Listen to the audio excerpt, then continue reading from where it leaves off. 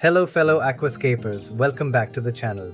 As the team behind Backwater Aquatics, we know that building a premium tank goes far beyond just buying the right equipment. Today, we are diving deep into the technical water chemistry that makes or breaks a high-tech planted tank, the relationship between KH, pH, and CO2.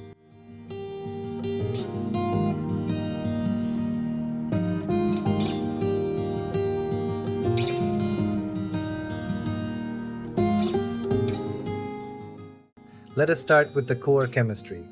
When you inject CO2 gas into your aquarium, it reacts with water to form carbonic acid. Because it is an acid, it naturally drives your pH down. But your water has a built-in defense mechanism against this acid, known as KH or carbonate hardness. It is important to note that KH does not actually absorb CO2. Instead, it provides your aquarium with the capacity to store more total carbon. Think of KH as the size of a bucket.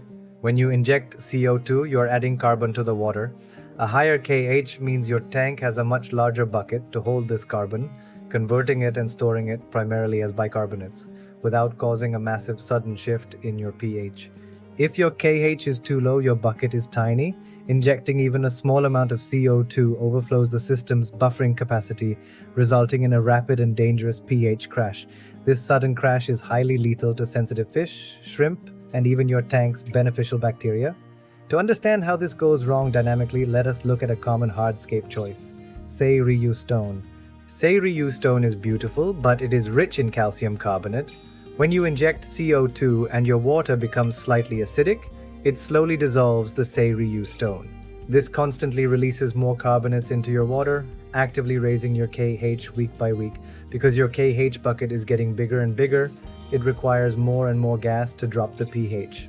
Suddenly, the bubble rate that used to give you a perfect pH drop is no longer enough. Your plants suffer from CO2 insufficiency, their growth stalls, and algae quickly takes over the tank, all because your rocks secretly altered your KH. Now, you might think having a massive KH buffer is a safe bet, but extremely high KH is actually detrimental to a planted aquarium for a very specific technical reason: nutrient absorption. High KH naturally pins your pH at a higher, more alkaline level, usually above 7.2 or 7.5. In this alkaline environment, heavy metals and essential micronutrients, especially iron, undergo rapid oxidation.